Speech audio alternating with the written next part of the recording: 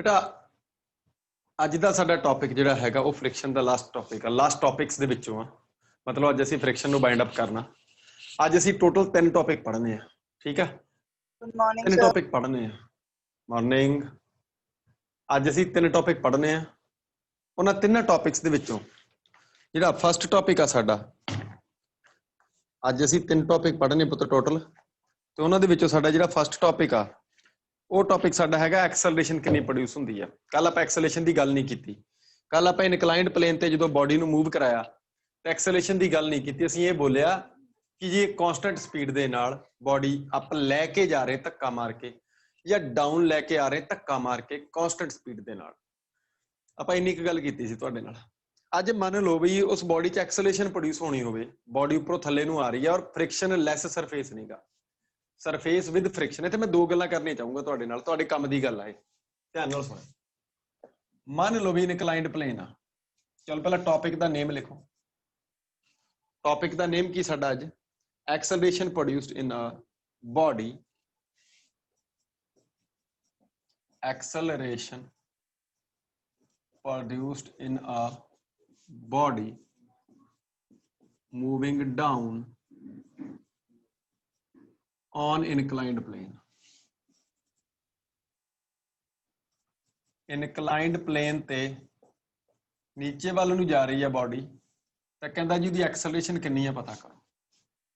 Acceleration produced in a body moving down on inclined plane. Inclined plane ਤੇ ਨੀਚੇ ਵੱਲ ਨੂੰ ਬੋਡੀ ਜਾ ਰਹੀ ਹੈ, ਉਹਦੀ ਐਕਸਲਰੇਸ਼ਨ। ਕਿਉਂ ਬਈ ਹਨੀ? ਸਹੀ ਗੱਲ ਆ ਗਲਤ ਆ?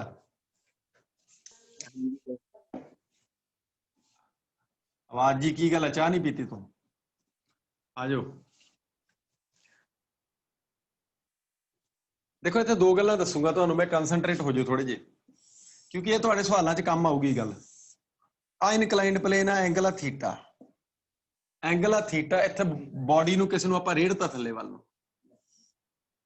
ਬੋਡੀ ਦਾ ਮਾਸ m ਆ ਤੇ weight ਹੋ ਗਿਆ m ਜੀ। ਬੋਡੀ ਥੱਲੇ ਵੱਲ ਨੂੰ ਸਲਿੱਪ ਕਰਦੀ ਆ ਰਹੀ ਆ। ਹੁਣ ਇੱਥੇ 2 ਕੇਸ ਹੋ ਸਕਦੇ ਆ। ਪਹਿਲਾ ਕੇਸ ਜਦੋਂ ਸਰਫੇਸ ਫ੍ਰਿਕਸ਼ਨ ਲੈਸ ਆ, ਆਹ ਵਾਲਾ ਸਰਫੇਸ ਸਾਡਾ ਫ੍ਰਿਕਸ਼ਨ ਲੈਸ ਆ, ਤਾਂ ਇਹ ਬੋਡੀ ਤਿਲਕ ਕੇ ਥੱਲੇ ਨੂੰ ਆ ਜਾਊਗੀ। ਦੂਜਾ ਕੇਸ ਵਿਦ ਫ੍ਰਿਕਸ਼ਨ, ਜਦੋਂ ਬੋਡੀ 'ਚ ਫ੍ਰਿਕਸ਼ਨ ਹੈਗਾ ਉਦੋਂ ਪਿੱਛੇ ਵੱਲ ਨੂੰ ਫੋਰਸ ਲੱਗੂ, ਘਸ ਘਸ ਕੇ ਬੋਡੀ ਰਗੜ ਖਾ ਖਾ ਕੇ ਥੱਲੇ ਨੂੰ ਆਊਗੀ। ਇਹ 2 ਕੇਸ ਆ, ਇੱਕ ਫ੍ਰਿਕਸ਼ਨ ਲੈਸ ਤੇ ਇੱਕ ਫ੍ਰਿਕਸ਼ਨ। ਦੋਨੇ ਕੇਸਿਸ 'ਚ ਐਕਸਲਰੇਸ਼ਨ ਅਲੱਗ-ਅਲੱਗ ਪ੍ਰੋਡਿਊਸ ਹੁੰਦੀ ਆ। ਫੋਰਸ ਲਗਾਉਣ ਦੀ ਲੋੜ ਨਹੀਂ, ਆਪਣੇ ਆਪ ਬੋਡੀ ਥੱਲੇ ਨੂੰ ਆਉਂਦੀ ਹੈ, weight ਦਾ ਕੰਪੋਨੈਂਟ ਨੂੰ ਲੈ ਕੇ ਆਉਂਦਾ। ਸਮਝ ਆ ਰਹੀ ਗੱਲ ਕਿ ਨਹੀਂ ਆ ਰਹੀ? weight ਦਾ ਕੰਪੋਨੈਂਟ ਉਹਨੂੰ ਲੈ ਕੇ ਆਉਂਦਾ। ਤਾਂ ਆ ਮੇਰੇ ਕੋਲੇ ਕੰਪੋਨੈਂਟ ਆ weight ਦਾ, ਦੇਖੋ ਧਿਆਨ ਦੇ ਨਾਲ। ਆ ਜਿਹੜਾ ਕੰਮ ਮੈਂ ਹੁਣ ਕਰਕੇ ਦੇ ਰਿਹਾ ਤੁਹਾਨੂੰ, ਇਹ ਕੰਮ ਇੱਕ ਜਰਨਲ ਕੰਮ ਆ, ਕਿਸੇ ਵੀ ਨਿਊਮੈਰੀਕਲ 'ਚ ਕੰਮ ਆ ਜਾਊਗਾ। ਵਿਦਆਊਟ ਫ੍ਰਿਕਸ਼ਨ ਜੇ ਮੰਨ ਲਓ ਤੁਸੀਂ ਐਕਸਲਰੇਸ਼ਨ ਪਤਾ ਕਰਨੀ ਹੋਵੇ ਤਾਂ weight ਦੇ 2 ਕੰਪੋਨੈਂਟ, ਆ ਐਂਗਲ ਥੀਟਾ ਤੇ ਕੱਲ ਬਹੁਤ ਡਿਟੇਲ ਕੀਤੀ ਸੀ ਆਪਾਂ। ਆ ਵੀ ਐਂਗਲ ਥੀਟਾ, ਕਿਉਂ ਬਈ ਹਰਕਮਲ ਸਿਆ? ਆ ਐਂਗਲ ਕਿੰਨਾ ਬਣਦਾ? ਥੀਟਾ ਬਣਦਾ ਕਿ ਨਹੀਂ ਬਣਦਾ ਹਰਕਮਲ? ਇਹਦਾ ਕੰਪੋਨੈਂਟ ਲਓ mg cos ਥੀਟਾ, ਸੁੱਤਾ ਪਿਆ ਜੀ। ਇਧਰ ਵੱਲ ਨੂੰ ਕੰਪੋਨੈਂਟ ਲਓ mg sin ਥੀਟਾ। ਇਸ ਤੋਂ ਇਲਾਵਾ ਹੋਰ ਕੁਝ ਨਹੀਂ। ਤਾਂ ਧਿਆਨ ਨਾਲ ਸੁਣ ਲਿਓ, ਜਦੋਂ ਫ੍ਰਿਕਸ਼ਨ ਹੈ ਨਹੀਂ, ਸਾਈਡ ਤੇ ਨੋਟ ਪਾ ਲਿਓ, ਜਦੋਂ ਫ੍ਰਿਕਸ਼ਨ ਹੈ ਨਹੀਂ ਤਾਂ ਆਹ ਵਾਲਾ ਫੋਰਸ ਜਿਹੜਾ ਹੈ, ਆਹ ਵਾਲਾ, ਇਹ ਬੋਡੀ ਨੂੰ ਥੱਲੇ ਨੂੰ ਲੈ ਕੇ ਆ ਰਿਹਾ। ਓਕੇ, ਇਹਦਾ ਮਤਲਬ ਫੋਰਸ ਇਹੀ ਆ, ਆਪਾਂ ਨਹੀਂ ਲਾਇਆ ਕੋਈ ਵੀ, ਬੋਡੀ ਆਪੇ ਤਿਲਕ ਕੇ ਥੱਲੇ ਆ ਰਹੀ ਆ। ਆਹ ਐਂਗਲ ਜਿਹੜਾ ਹੈਗਾ, ਇਹ ਐਂਗਲ ਉਹ ਕਿਹੜਾ ਬੋਲਦੇ ਹੁੰਦੇ? ਐਂਗਲ ਆਫ ਰੀਪੋਜ਼, ਉਹਦੇ ਤੋਂ ਵੱਡਾ ਆ। ਓਕੇ, ਤਾਂ ਬੋਡੀ ਆਪਣੇ ਆਪ ਸਲਿੱਪ ਕਰਕੇ ਥੱਲੇ ਆ ਰਹੀ ਹੈ, mg sin ਥੀਟਾ ਆਪਣੇ ਆਪ ਬੋਡੀ ਨੂੰ ਥੱਲੇ ਨੂੰ ਲੈ ਕੇ ਆ ਰਿਹਾ। ਏਦਾਂ ਦੇ ਕੇਸ 'ਚ force F is equal to mg sin theta ਹੁੰਦਾ। ਫੋਰਸ F ਨੂੰ ਮੈਂ ma ਲਿਖਦਾ। ਇਹ ਤੁਹਾਡਾ ਇੱਕ ਜਰਨਲ ਕੰਮ ਆ, ਜਿਹੜਾ ਕਿਸੇ ਵੀ ਸਵਾਲ 'ਚ ਕੰਮ ਆ ਜਾਊਗਾ। ਇਹ ਇਸ ਟੌਪਿਕ ਦਾ ਹਿੱਸਾ ਨਹੀਂਗਾ, ਕਿਉਂਕਿ ਮੈਂ ਤਾਂ ਫ੍ਰਿਕਸ਼ਨ ਵਾਲੀ ਗੱਲ ਕਰਦਾ। ਫ੍ਰਿਕਸ਼ਨ ਤੋਂ ਬਿਨਾਂ ਕੀ ਆ ਉਹ ਗੱਲ ਤੁਹਾਨੂੰ ਐਡੀਸ਼ਨਲ ਦੱਸ ਰਿਹਾ, ਤੁਹਾਡੇ ਕੰਮ ਆਊਗੀ, ਮੈਂ ਇਹ ਗੱਲ ਕਹਿ ਰਿਹਾ। ਤਾਂ ਜੇ ਤੁਸੀਂ ਬੋਡੀ 'ਚ ਐਕਸਲਰੇਸ਼ਨ ਪਤਾ ਕਰਨੀ ਹੋਵੇ, acceleration g sin theta produce ਹੋਊਗੀ। ਕਿੰਨੀ ਪ੍ਰੋਡਿਊਸ ਹੋਊਗੀ? g sin theta.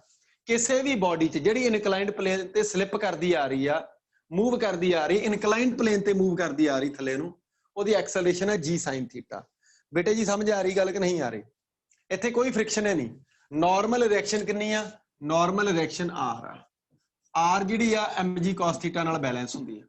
ਠੀਕ ਹੈ, ਹੁਣ ਸਵਾਲ ਕੀ ਹੈ? ਸਵਾਲ ਦੇ ਵਿੱਚ ਅਸੀਂ ਤਾਂ ਫ੍ਰਿਕਸ਼ਨ ਦਾ ਚੈਪਟਰ ਪੜ੍ਹ ਰਹੇ ਹਾਂ, ਔਰ ਜੇ ਅਸੀਂ ਫ੍ਰਿਕਸ਼ਨ ਦਾ ਚੈਪਟਰ ਪੜ੍ਹ ਰਹੇ ਹਾਂ ਜੇ ਅਸੀਂ ਫ੍ਰਿਕਸ਼ਨ ਦਾ ਚੈਪਟਰ ਪੜ੍ਹ ਰਹੇ ਹਾਂ ਇਹਦਾ ਮਤਲਬ ਇਹ ਆ ਵੀ ਫ੍ਰਿਕਸ਼ਨ ਹੈਗਾ ਆ, ਔਰ ਫ੍ਰਿਕਸ਼ਨ ਵੀ ਕਿਹੜਾ, ਕਾਇਨੈਟਿਕ ਜਾਂ ਸਟੈਟਿਕ, ਬੋਲੋ ਬਈ। ਮੋਸ਼ਨ ਹੋ ਰਹੀ ਆ, ਕਾਈਨੈਟਿਕਸ। ਕਾਇਨੈਟਿਕ ਫ੍ਰਿਕਸ਼ਨ। ਕਿਹੜਾ ਫ੍ਰਿਕਸ਼ਨ ਹੈਗਾ, ਕਾਇਨੈਟਿਕ ਫ੍ਰਿਕਸ਼ਨ। ਇਹਦਾ ਮਤਲਬ ਇਹ ਆ ਕਿ ਬੈਕਵਰਡ ਡਾਇਰੈਕਸ਼ਨ ਚ ਫ੍ਰਿਕਸ਼ਨ ਹੈ ਕਾਇਨੈਟਿਕ। ਹੁਣ ਮੈਂ ਇਹਨੂੰ ਰੱਬ ਕਰੂੰਗਾ, ਕਿਉਂਕਿ ਇਹ ਤਾਂ ਬਿਨਾਂ ਫ੍ਰਿਕਸ਼ਨ ਤੋਂ ਕਹਾਣੀ ਸੀ। ਤਾਂ ਬਿਨਾਂ ਫ੍ਰਿਕਸ਼ਨ ਤੋਂ ਇਨਕਲਾਈਨਡ ਪਲੇਨ ਤੇ ਜੇ ਐਕਸਲਰੇਸ਼ਨ ਪਤਾ ਕਰਨੀ ਹੋਵੇ ਤਾਂ ਜੀ ਨਹੀਂ ਹੁੰਦੀ, ਕਿੰਨੀ ਹੁੰਦੀ ਆ? ਇੱਕ ਤਾਂ ਬੋਲ ਦੋ, ਜੀ ਸਾइन थीटा। ओके, आ जाओ। लोरेना आ गई कि नहीं आई? Present sir. हाँ भाई, कम दी गल ते आओ। एफ के एम जी sine theta, normal reaction, friction. Force कोई नहीं लगाया, कांस्टेंट स्पीड ते ले जाण वास्ते सानू फोर्स लगाउणा पैंदा, क्योंकि बॉडी स्लिप करके नहीं तो थले नूं जाऊगी। ठीक है, तिल के थले नूं जल्दी चल जूगी। ਆਪਾਂ ਨੂੰ ਕੀ ਆ, ਆਪਾਂ ਇਹ ਮੰਨ ਕੇ ਚੱਲਦੇ ਹੁਣ ਵੀ ਇੱਥੇ ਐਕਸਲਰੇਸ਼ਨ ਕਿੰਨੀ ਹੈ ਇਹਦਾ ਪਤਾ ਕਰਨਾ। ਤਾਂ ਫਰੋਮ ਫਿਗਰ, ਇਹ ਫ੍ਰੀ ਬੋਡੀ ਡਾਇਗਰਾਮ ਆ ਸਾਡਾ, ਉਹੀ ਆ, ਸਿਰਫ ਇਹ ਐਡੀਸ਼ਨਲ ਆਪ ਫੋਰਸ ਫ੍ਰਿਕਸ਼ਨ ਦਾ ਲਾਇਆ। ਤਾਂ ਫਰੋਮ ਫਿਗਰ ਸਾਨੂੰ ਕੀ ਚੀਜ਼ ਮਿਲੀ, ਬੜਾ ਛੋਟਾ ਜਿਹਾ ਨਿੱਕਾ ਜਿਹਾ ਕੰਮ, R M G cos theta ਦੇ ਬਰਾਬਰ, ਮੈਂ ਅਲੱਗ ਤੋਂ ਲਿਖਤਾ, ਜੇ ਲੋਡ ਹੋਈ ਵਰਤਾਂਗੇ। ਤੇ ਜਿਹੜਾ ਐਮ ਜੀ ਸਾਈਨ ਥੀਟਾ ਇਹ ਵੱਡਾ ਜਾਂ ਫ੍ਰਿਕਸ਼ਨ ਵੱਡਾ, ਬੋਲੋ ਬਈ। ਬਾਲੀ ਗੱਲ ਕੀਤੀ ਕਨੈਕਟਡ ਮੋਸ਼ਨ ਚ, ਇਹਦੀ ਵੱਡਾ ਕੌਣ, ਐਮ ਜੀ ਸਾਈਨ ਥੀਟਾ ਜਾਂ ਐਫ ਕੇ? ਉਹ ਸੁਣਿਓ, ਥੱਲੇ ਨੂੰ ਬਾਡੀ ਮੂਵ ਕਰ ਰਹੀ ਮੋਹਿਤ। एम जी sine theta sir. M G sine theta ਵੱਡਾ ਜਾਂ ਫ੍ਰਿਕਸ਼ਨ ਵੱਡਾ? ਮੋਹਿਤ ਹਾਂਜੀ ਸਰ, ਹਾਂਜੀ ਐਮ ਜੀ ਸਾਈਨ ਥੀਟਾ ਵੱਡਾ ਜਾਂ ਫ੍ਰਿਕਸ਼ਨ ਵੱਡਾ? Sir M G sine theta. M G sine theta ਵੱਡਾ। ਬਾਡੀ ਥੱਲੇ ਨੂੰ ਆ ਰਹੀ ਆ, ਬਾਡੀ ਦੀ ਮੋਸ਼ਨ ਇੱਧਰ ਵੱਲ ਨੂੰ ਹੋ ਰਹੀ ਆ, ਲਿਖ ਲਿਓ ਭਾਵੇਂ, ਔਰ ਇਹ ਮੋਸ਼ਨ ਵਿਦ ਐਕਸਲਰੇਸ਼ਨ ਹੋ ਰਹੀ ਆ। ਤੇ ਐਤਕੀ ਵਾਰ ਵੱਡੇ ਚੋਂ ਛੋਟਾ ਫੋਰਸ ਮਾਈਨਸ ਕੀਤਾ, ਐਕਸਲਰੇਸ਼ਨ ਆਪਾਂ ਪ੍ਰੋਡਿਊਸ ਫਾਈਂਡ ਕਰਨੀ ਹੈ। ਇਹਦਾ ਮਤਲਬ ਮੋਸ਼ਨ ਹੋ ਰਹੀ ਆ ਔਰ ਐਕਸਲਰੇਸ਼ਨ ਕਿੰਨੀ ਆ, ਐਕਸਲਰੇਸ਼ਨ ਆ A। ਕਿੰਨੀ ਐਕਸਲਰੇਸ਼ਨ ਆ A। ਤਾਂ ਵੱਡੇ ਚੋਂ ਛੋਟਾ ਫੋਰਸ ਮਾਈਨਸ ਕੀਤਾ ਬਰਾਬਰ ਨੈਟ ਫੋਰਸ, ਐਂਡ ਵੱਡਾ force M G sine theta minus ਛੋਟਾ force F K is equal to M A. ਮੈਂ ਪੁਰਾਣਾ ਸਿਸਟਮ, ਪੁਰਾਣਾ ਡਮਡਮਾ ਚਲਾਤਾ ਜਿਹੜਾ ਪਹਿਲਾਂ ਚਲਾਉਣੇ ਹੁੰਦੇ ਆ, ਯਾਦ ਆ ਤੁਹਾਨੂੰ ਸਾਰਿਆਂ ਨੂੰ? ਯਾਦ ਹੈ ਨਾ, ਵੱਡੇ ਚੋਂ ਛੋਟਾ ਫੋਰਸ ਮਾਈਨਸ ਕੀਤਾ is equal to net force. हाँ जी सर। ਤਾਂ ਮੇਰੇ ਕੋਲੇ ਕੀ ਆ ਗਿਆ, ਮੇਰੇ ਕੋਲੇ ਆ ਗਿਆ M G sine theta, F ਕੇ ਨੂੰ ਲਿਖਤਾ ਮਿਊ ਕੇ ਆਰ। ਇਹ ਹੁੰਦਾ ਕਿ ਨਹੀਂ ਹੁੰਦਾ ਫ੍ਰਿਕਸ਼ਨ? हाँ जी। ਸਾਈਡ ਤੇ ਕਰ ਦਿਓ, since F K is equal to mu K R. ਮੇਰੀ ਆਵਾਜ਼ ਅੱਛੀ ਆ ਰਹੀ ਨਾ ਸਾਰਿਆਂ ਨੂੰ? ਅੰਗੂਠਾ ਦਿਖਾ ਦਿਓ। ਚਲੋ ਆ ਜਾਓ। ਮਿਊ ਕੇ ਆਰ ਜਿਹੜਾ ਹੈਗਾ ਇੱਥੇ ਲੱਗ ਗਿਆ, ਔਰ ਆਰ ਦੀ ਵੈਲਿਊ ਇਕੁਏਸ਼ਨ ਨੰਬਰ 1 ਤੋਂ ਯੂਜ਼ ਕਰ ਲਿਓ। ਠੀਕ ਹੈ, M G sine theta minus mu K R ਦੀ ਵੈਲਿਊ ਫਰੋਮ 1 ਕਿੱਥੋਂ ਯੂਜ਼ ਕੀਤੀ ਬੇਟਾ? From equation 1। ਆਰ ਦੀ value M G cos theta, mu K M G cos theta is equal to M A. ਮੈਨੂੰ ਦੱਸੋ ਵੀ ਤਿੰਨੋਂ ਚੋਂ ਐਮ ਕੈਂਸਲ ਹੋ ਗਿਆ ਕਿ ਨਹੀਂ ਹੋ ਗਿਆ? ਐਮ ਨਾਲ ਐਮ ਕੈਂਸਲ। ਪਰ ਇਹ ਕੈਂਸਲ ਕਿਵੇਂ ਕੀਤਾ? ਇਧਰੋਂ ਕਾਮਨ ਲੈ ਕੇ ਕੀਤਾ, ਸ਼ਾਰਟਕਟ ਮਾਰਿਆ ਮੈਂ। ਕਿਤੇ ਆਪਦੀ ਮੈਥ ਨਾ ਚਲਾ ਦਿਓ ਨਵੀਂ। ਤਾਂ ਮੇਰੇ ਕੋਲੇ ਕੀ ਆ ਗਿਆ, ਐਮ ਕੈਂਸਲ ਹੋ ਗਿਆ ਬੇਟੇ। ਮੇਰੇ ਕੋਲੇ ਆ ਗਿਆ ਐਕਸਲਰੇਸ਼ਨ ਇਜ਼ ਇਕੁਅਲ ਟੂ ਜੀ ਸਾਈਨ ਥੀਟਾ ਮਾਈਨਸ ਮਿਊ ਕੇ ਜੀ ਕਾਸ ਥੀਟਾ। ਜੀ ਜੇ ਤੁਸੀਂ ਕਾਮਨ ਲੈਣਾ ਚਾਹੋ ਲੈ ਸਕਦੇ ਆ। Acceleration is equal to sine theta minus mu k cos theta और मल्टीप्लाइड विद जी।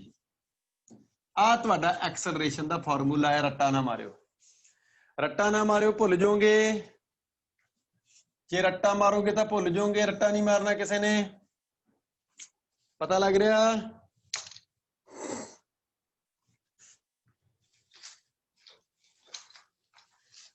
बोलिया नहीं कोई?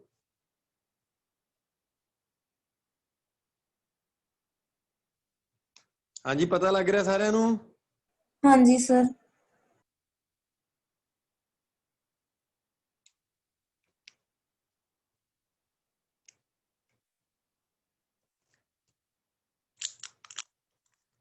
चलो आ जाओ। कंसंट्रेट, ये साडे कोल एक्सेलेरेशन सी। नवा टॉपिक लिखो, नवा टॉपिक लिखो,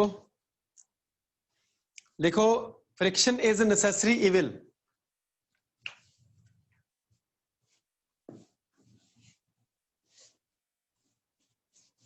तो देख लो टॉपिक एक सी, मैं दो गल्लां समझातियां तुहानूं इस टॉपिक दे विच कि बिना फ्रिक्शन तो ते फ्रिक्शन समेत दोने केसेस च एक्सेलरेशन कितनी आउंदी बड़ी आसानी नाल कैलकुलेट की जा सकती है। तुसीं ये चीज़ां भावें सौखियां मन्नो, पर ਜਦੋਂ तक तुसीं हत्थीं प्रैक्टिस नहीं करते पुत्रो, लिख लिख के नहीं देखते ना चीज़ों नूं 5-5 वार, उदों तक आउंदा कुछ नहीं। ठीक है, एवें वहम ना कर लियो बाला। आ जाओ, टॉपिक आ नवा, friction is necessary, friction is necessary evil। हाँ जी,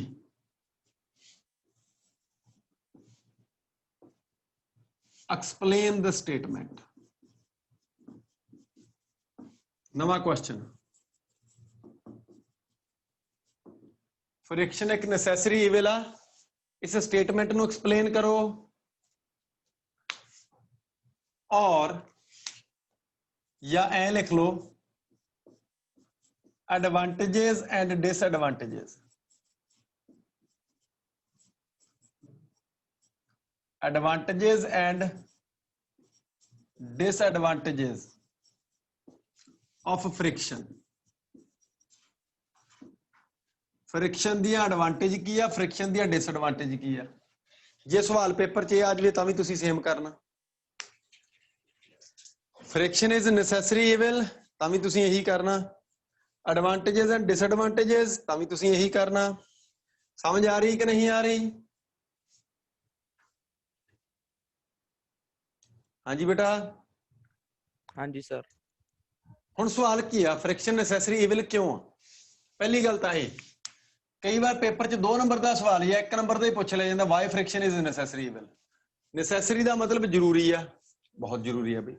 फ्रिक्शन के बिना गड्डी नहीं चलती, फ्रिक्शन के बिना साडे तो पैर नहीं पुट होना, स्लिप करके डई जाएंगे। मैं सही बोलिया गलत बोलिया? मैं सही बोलिया गलत बोलिया? फ्रिक्शन तो बिना गड्डी नहीं चलती।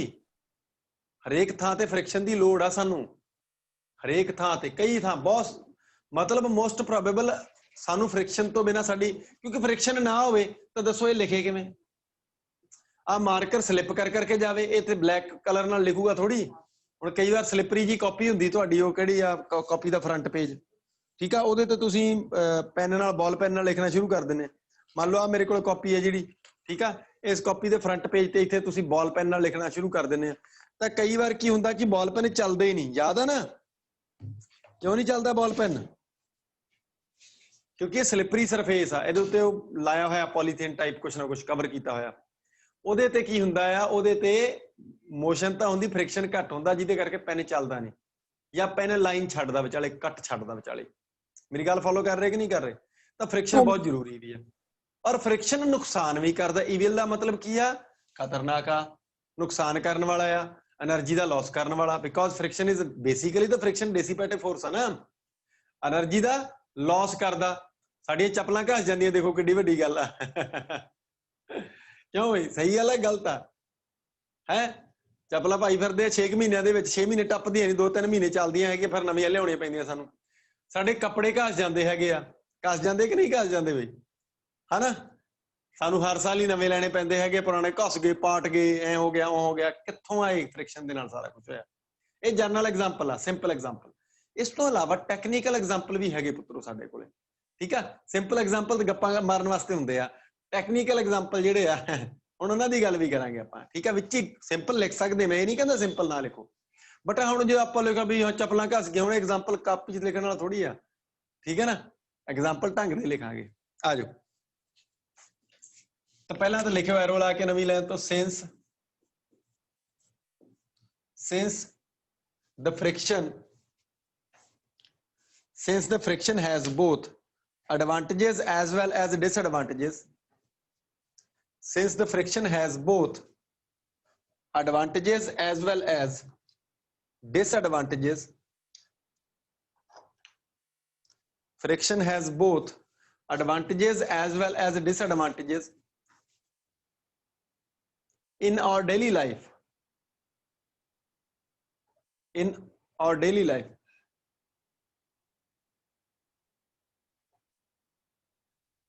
So the friction is also called as necessary evil. So the friction is also called as necessary evil.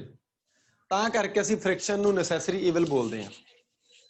So the friction is also called as necessary evil. ਕਿਸੇ ਨੂੰ ਸ਼ੱਕ?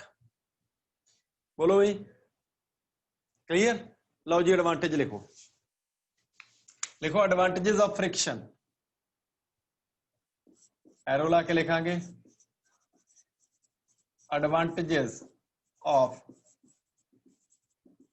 friction. friction ਦੇ ਫਾਇਦੇ ਪੰਜਾਬੀ ਚ.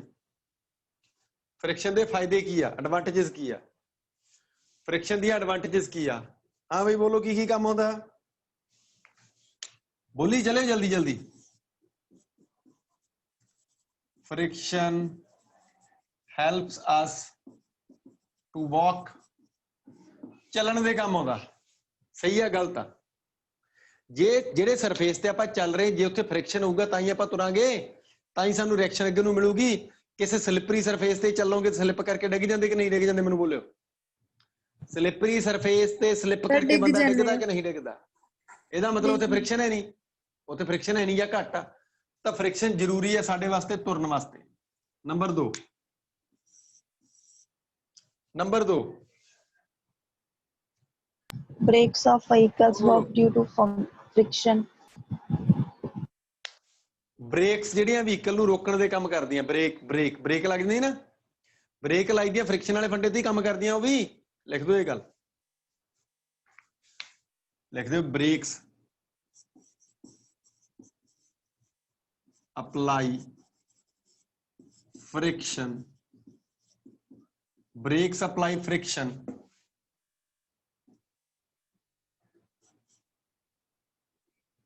to the tires, to the wheels कर दो, to the wheels of a vehicle, to the wheels of a vehicle to stop it. ਉਹਨੂੰ ਰੋਕਣ ਦੇ ਵਾਸਤੇ. ਸਮਝ ਆ ਰਹੀ ਆ? ਲਓ ਜੀ ਅਗਲਾ ਐਗਜ਼ਾਮਪਲ ਦਿਓ. ਦਿਮਾਗ ਚਲਾਈ ਚਲੋ, ਬਸ 4-5 ਲਿਖਣੇ ਆਪਾਂ. ਫ੍ਰਿਕਸ਼ਨ ਬੋਲੋ. ਆ ਹੁਣੇ ਤੇ ਲਿਖਿਆ ਮੈਂ. ਲਿਖਿਆ ਕਾਹਦੇ ਨਾਲ ਗਿਆ? ਫ੍ਰਿਕਸ਼ਨ ਨਾਲ. ਜੇ ਫ੍ਰਿਕਸ਼ਨ ਨਾ ਹੋਵੇ ਇਸ ਸਰਫੇਸ ਦੇ ਵਿੱਚ ਤੇ ਮਾਰਕਰ ਦੇ ਵਿੱਚ ਤਾਂ ਕੀ ਮੇਰੇ ਤੋਂ ਲਿਖਿਆ ਜਾਊਗਾ? ਲਿਖ ਦੋ ਫ੍ਰਿਕਸ਼ਨ ਹੈਲਪਸ ਟੂ. ਹਰ ਕਮਲ ਆ ਗਿਆ ਕਿ ਨਹੀਂ ਆਇਆ? ਫ੍ਰਿਕਸ਼ਨ ਹੈਲਪਸ ਇੱਥੇ ਹੀ ਆ. ਅੱਗੇ ਸ਼ੁਰੂ ਚ ਮੈਂ ਆਵਾਜ਼ ਮਾਰੀ ਸੀ, ਉਦੋਂ ਤਾਂ ਨਹੀਂ. Friction helps to write on the paper or board. ਕਿਸੇ ਬੋਰਡ ਤੇ ਲਿਖਣਾ, ਕਿਸੇ ਪੇਪਰ ਤੇ ਲਿਖਣਾ ਤਾਂ ਫ੍ਰਿਕਸ਼ਨ ਦੀ ਲੋੜ ਹੈ. ਕਿਸੇ ਬੋਰਡ ਤੇ ਲਿਖਣਾ, ਕਿਸੇ ਪੇਪਰ ਤੇ ਲਿਖਣਾ ਤਾਂ ਫ੍ਰਿਕਸ਼ਨ ਦੀ ਲੋੜ ਹੈ. ਪਤਾ ਲੱਗ ਰਿਹਾ ਕਿ ਨਹੀਂ ਲੱਗ ਰਿਹਾ?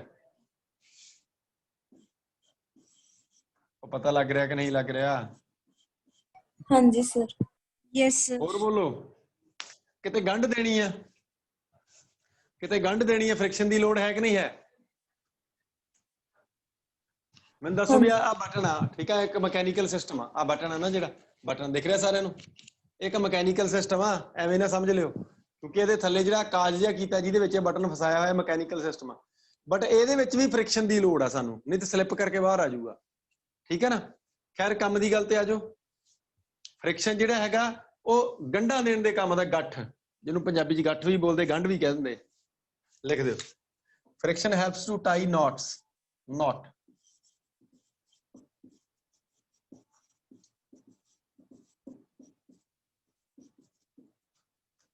ਮੀਟੀਓਰ ਸਰ ਬਚਾਉਂਦਾ ਸਰ ਆਪਾਂ ਨੂੰ।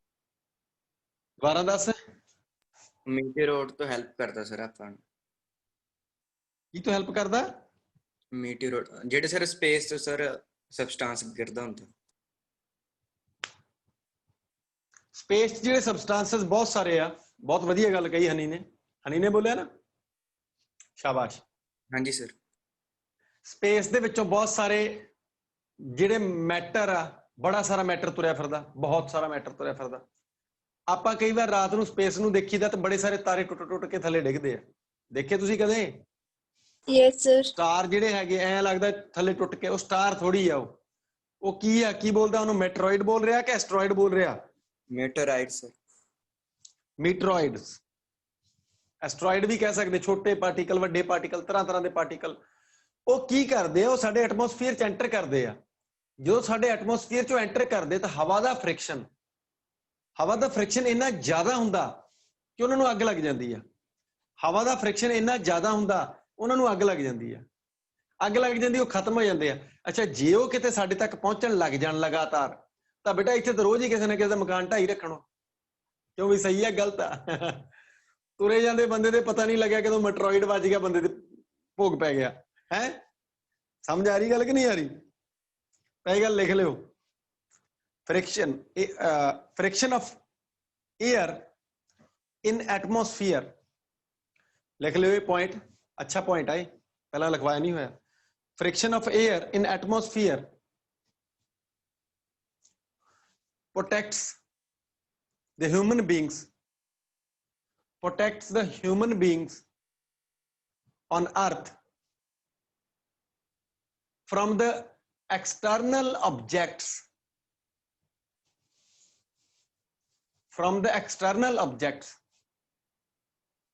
like meteoroids, asteroids, etc.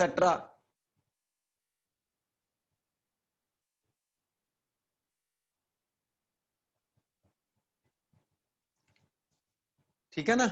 ਮੇਰੀ ਗੱਲ ਫੋਲੋ ਕਰ ਰਹੇ ਕਿ ਨਹੀਂ ਕਰ ਰਹੇ?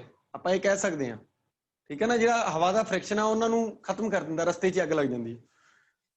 ਆ ਜਾਓ ਨੈਕਸਟ। 5 ਪੁਆਇੰਟ ਹੋ ਗਏ। 6ਵਾਂ ਪੁਆਇੰਟ, 6th ਪੁਆਇੰਟ ਬੋਲੋ ਬਈ, ਜਲਦੀ ਬੋਲੋ।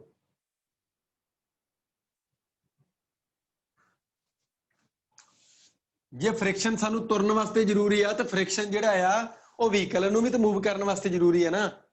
ਵਹੀਕਲ ਦੇ ਟਾਇਰ ਜਿਹੜੇ ਆ, ਮੈਂ ਤੁਹਾਨੂੰ ਪਹਿਲਾਂ ਵੀ ਗੱਲ ਬੋਲੀ ਸੀ, ਵਹੀਕਲ ਦੇ ਟਾਇਰ ਦੇ ਵਿੱਚ ਟ੍ਰੇਡਿੰਗ ਕੀਤੀ ਜਾਂਦੀ ਆ। ਟ੍ਰੇਡਿੰਗ ਦਾ ਮਤਲਬ ਗੁੱਡੀਆਂ ਬਣਾਈਆਂ ਜਾਂਦੀਆਂ, ਠੀਕ ਆ? ਮੋਟੇ ਮੋਟੇ ਜੇ ਗੁੱਡੀਆਂ ਜਿਹੀਆਂ ਬਣਾਈਆਂ ਜਾਂਦੀਆਂ। ਟਾਇਰ ਸਲਿੱਪਰੀ ਨਹੀਂ ਹੁੰਦਾ ਗਾ ਟਾਇਰ, ਉਹ ਰਫ ਜਿਹਾ ਹੁੰਦਾ। ਕਿਉਂ ਬਣਾਇਆ ਜਾਂਦਾ? ਕਿਉਂਕਿ ਉੱਥੇ ਫ੍ਰਿਕਸ਼ਨ ਪ੍ਰੋਡਿਊਸ ਹੋਵੇ, ਟਾਇਰ ਢੰਗ ਤਰੀਕੇ ਦੇ ਨਾਲ ਪਿਓਰ ਰੋਲਿੰਗ ਮੋਸ਼ਨ ਕਰੇ। ਕਿਹੜੀ ਮੋਸ਼ਨ ਕਰੇ? Pure rolling. ਇਹ ਗੱਲ ਲਿਖ ਦਿਓ, ਲਿਖ ਦਿਓ। friction is necessary for pure rolling.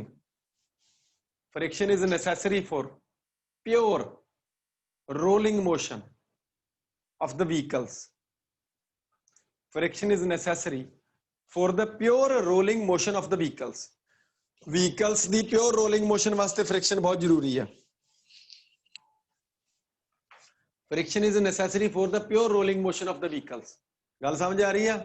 ਵੈਸੇ ਅੱਜ ਆਪਣਾ ਦੁਪਹਿਰੇ ਟੌਪਿਕ ਜਿਹੜਾ ਕਰਨਾ ਹੈਗਾ ਉਹ ਰੋਲਿੰਗ ਮੋਸ਼ਨ ਹੀ ਆ। 3 o'clock ਕੱਲ ਕਲਾਸ ਲੱਗੀ ਨਹੀਂ, ਅੱਜ ਲਾਵਾਂਗੇ, ਠੀਕ ਹੈ? ਆ ਜਾਓ ਨੈਕਸਟ। ਇੱਕ ਕੰਮ ਹੋਰ ਕਰ ਲਓ, ਧਿਆਨ ਨਾਲ ਸੁਣਿਓ। ਆਪਾਂ ਆਟਾ ਚੱਕੀ ਤੇ ਕਈ ਵਾਰ ਆਟਾ ਭਿਆ ਕੇ ਲਿਆਉਣੇ, ਹਨਾ? ਕਣਕ ਭਿਆ ਕੇ ਲਿਆਉਣੇ, ਆਟਾ ਬਣਾ ਕੇ ਲਿਆਉਣੇ। ਧਿਆਨ ਨਾਲ ਸੁਣ ਲਿਓ ਗੱਲ ਨੂੰ। ਆਟਾ ਚੱਕੀ ਇੱਥੇ ਲੱਗੀ ਆ, ਓਕੇ? ਇਹਦੇ ਉੱਪਰ ਆ ਕੁੱਪਾ ਜਿਹਾ ਬਣਿਆ ਹੁੰਦਾ, ਇਹਦੇ ਵਿੱਚ ਪੱਥਰ ਹੁੰਦੇ ਦੋ, ਉਹ ਆਪਸ 'ਚ ਚੱਲਦੇ ਆ। ਇੱਕ ਪੱਥਰ ਸਟਿਲ ਰਹਿੰਦਾ, ਦੂਜਾ ਘੁੰਮਦਾ, ਵਿਚਾਲੇ ਉਹਨਾਂ ਦੇ ਕਣਕ ਜਾਂਦੀ ਆ, ਉਹ ਕਣਕ ਪੀਸੀ ਜਾਂਦੀ ਆ, ਆਟਾ ਬਣ ਜਾਂਦਾ। ਪਰ ਇਹ ਘੁੰਮਦੇ ਕਿੱਦਾਂ ਆ? ਇਹਦੇ ਥੱਲੇ ਇੱਕ ਚੱਕਰੀ ਜਿਹੀ ਲੱਗੀ ਹੁੰਦੀ ਆ, ਇੱਥੇ ਇੱਕ ਮੋਟਰ ਪਈ ਹੁੰਦੀ ਆ। ਕੀ ਪਈ ਹੁੰਦੀ ਆ? ਮੋਟਰ। ਚੈੱਕ ਕਰਕੇ ਦੇਖ ਲਿਓ। ਔਰ ਇਸ ਮੋਟਰ ਦੇ ਨਾਲ ਇੱਕ ਪਟਾ ਚਾੜਿਆ ਹੁੰਦਾ। ਕੀ ਚਾੜਿਆ ਹੁੰਦਾ? ਪਟਾ। ਪੰਜਾਬੀ 'ਚ ਬੋਲਦੇ ਪਟਾ, ਇੰਗਲਿਸ਼ 'ਚ ਬੋਲਦੇ ਬੈਲਟ। ਇੰਗਲਿਸ਼ 'ਚ ਕੀ ਬੋਲਦੇ ਆ? ਬੈਲਟ। ਸਮਝ ਆ ਰਹੀ ਗੱਲ ਕਿ ਨਹੀਂ ਆ ਰਹੀ? ਤਾਂ ਜਿਹੜਾ ਉਹ ਬੈਲਟ ਹੁੰਦਾ, ਉਹ ਬੈਲਟ ਇਸ ਮੋਟਰ ਤੋਂ ਪਾਵਰ ਦਾ ਟਰਾਂਸਫਰ ਜਾਂ ਕਹਿ ਲਓ એનર્ਜੀ ਦਾ ਟਰਾਂਸਫਰ इस मोटर तो एनर्जी का ट्रांसफर इस मशीन नूं करदा, जो भी मशीन। अच्छा मशीन एक थोड़ी आ, इत्थे पटे दे नाल यानी कि ਜਿਹੜਾ ਇਹ ਬੈਲਟ ਆ ਇਹਦੇ ਨਾਲ ਬੇਸਿਕਲੀ ਮੈਂ ਜਿਹੜੀ ਗੱਲ ਪੜਾਉਣੀ ਉਹ ਕੀ ਆ ਕਿ ਇਹਦੇ ਨਾਲ ਫ੍ਰਿਕਸ਼ਨ ਜੇ ਨਾ ਹੋਵੇ ਤੇ ਸਲਿੱਪ ਕਰੀ ਜਾਵੇ। ਇੱਥੇ ਫ੍ਰਿਕਸ਼ਨ ਹੁੰਦਾ ਤੇ ਨਾਲ ਨਾਲ ਘੁੰਮਦਾ ਇੱਥੋਂ ਇੱਥੇ એનર્ਜੀ ਆਉਂਦੀ ਹੈ, ਇੱਥੋਂ ਹੀ ਘੁੰਮਦੀ ਚੱਕੀ। ਮੇਰੀ ਗੱਲ ਫੋਲੋ ਕਰ ਰਹੇ ਆ? ਮਤਲਬ ਇੱਕ ਮਸ਼ੀਨ ਤੋਂ ਦੂਜੀ ਮਸ਼ੀਨ ਨੂੰ ਪਾਵਰ ਦਾ ਟ੍ਰਾਂਸਫਰ ਕਰਨ ਵਾਸਤੇ ਫ੍ਰਿਕਸ਼ਨ ਇਜ਼ ਨੈਸੈਸਰੀ। ਲਿਖ ਦਿਓ, friction is used to transfer power, energy भी कह सकते हैं, टू ट्रांसफर एनर्जी कह लो, टू ट्रांसफर मैकेनिकल एनर्जी कह लो, दैट्स बेटर। लिख दो, friction is used to transfer mechanical energy, friction is used to transfer mechanical energy, to transfer mechanical energy from one machine to other machine। ਇੱਕ machine ਤੋਂ ਦੂਜੀ machine ਤੱਕ friction ਨੂੰ ਜੇ ਟ੍ਰਾਂਸਫਰ ਕਰਨਾ, એનર્ਜੀ ਨੂੰ ਟ੍ਰਾਂਸਫਰ ਕਰਨਾ, ਤਾਂ ਮੈਨੂੰ ਉਹਦੇ ਵਾਸਤੇ ਫ੍ਰਿਕਸ਼ਨ ਦੀ ਲੋੜ ਹੋਊਗੀ। ਕਿਸੇ ਨੂੰ ਕੋਈ ਸ਼ੱਕ ਇਹਦੇ ਚ? ਹਾਂਜੀ, ਕਿੰਨੇ ਯੂਜ਼ ਹੋ ਗਏ ਬੇਟਾ? 7 sir। 7 ਬਹੁਤ ਆ? ਠੀਕ ਹੈ, ਹੋਰ ਵੀ ਜੇ ਤੁਸੀਂ ਚਾਹੋ ਤੁਸੀਂ ਆਪਦੀ ਮਰਜ਼ੀ ਨਾਲ ਲਿਖ ਸਕਦੇ ਹੋ, ਕੋਈ ਦਿੱਕਤ ਵਾਲੀ ਗੱਲ ਨਹੀਂ। ਤੁਹਾਡੀ ਜਿੱਥੇ ਦਿਮਾਗ ਚ ਆਵੇ ਵੀ ਹਾਂ ਇੱਥੇ ਫ੍ਰਿਕਸ਼ਨ ਦੀ ਲੋੜ ਆ, ਤੁਸੀਂ ਉੱਥੇ ਹੀ ਲਿਖ ਦਿਓ, ਕੋਈ ਚੱਕਰ ਨਹੀਂ। ਠੀਕ ਹੈ, ਤੁਹਾਡੀ ਡੇਲੀ ਲਾਈਫ ਦੇ ਵਿੱਚ ਜਿੱਥੇ ਜਿੱਥੇ ਫ੍ਰਿਕਸ਼ਨ ਦੀ ਲੋੜ ਆ, ਤੁਹਾਡੇ ਡੇਲੀ ਕੰਮਾਂ ਦੇ ਵਿੱਚ, ਡੇਲੀ ਵਰਕ ਜਿੱਥੇ ਵੀ ਅਸੀਂ ਕੰਮ ਕਰਦੇ ਹਾਂ, ਵਰਕ ਕਰਦੇ ਹਾਂ, ਕੋਈ ਵਰਕ ਕਰ ਰਹੇ ਹਾਂ, ਤੁਹਾਡੇ ਦਿਮਾਗ ਦੇ ਵਿੱਚ ਇਹ ਗੱਲ ਆ ਜਾਣੀ ਚਾਹੀਦੀ ਵੀ ਹਾਂ ਇੱਥੇ ਫ੍ਰਿਕਸ਼ਨ ਯੂਜ਼ ਹੋ ਰਿਹਾ ਜਾਂ ਇੱਥੇ ਫ੍ਰਿਕਸ਼ਨ ਸਾਨੂੰ ਖਰਾਬ ਕਰ ਰਿਹਾ। ਇਹ ਵੀ ਗੱਲ ਆਊਗੀ। ਜਿੱਥੇ ਫ੍ਰਿਕਸ਼ਨ ਖਰਾਬ ਕਰਦਾ ਹੈਗਾ ਉਹ ਵੀ ਪਤਾ ਲੱਗ ਜੂਗਾ ਤੁਹਾਨੂੰ ਵੀ ਹਾਂ ਇੱਥੇ ਫ੍ਰਿਕਸ਼ਨ ਹੋਣਾ ਨਹੀਂ ਚਾਹੀਦਾ, ਘੱਟ ਹੋਣਾ ਚਾਹੀਦਾ, ਹਨਾ? ਤਾਂ ਲਿਖ ਲਓ ਡਿਸਐਡਵਾਂਟੇजेस, ਲਿਖੋ disadvantages.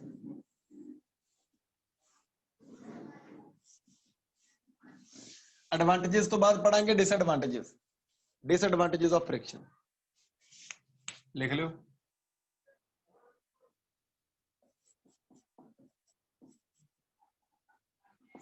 Disadvantages of friction, friction दी डिसएडवांटेज।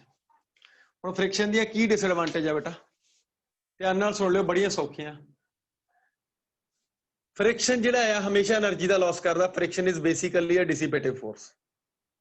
ओके, तो फ्रिक्शन ने हमेशा एनर्जी दा लॉस करना। ओके, ਹੁਣ ਦੇਖੋ ਵਹੀਕਲ ਆ, ਓਕੇ, ਜੇ ਉਹ ਚੱਲਦਾ ਜਦੋਂ ਤਾਂ ਫ੍ਰਿਕਸ਼ਨ ਪ੍ਰੋਡਿਊਸ ਹੁੰਦਾ, ਫ੍ਰਿਕਸ਼ਨ ਪ੍ਰੋਡਿਊਸ ਹੁੰਦਾ ਤਾਂ ਇੰਜਣ ਦੀ ਘਸਾਈ ਹੁੰਦੀ ਆ।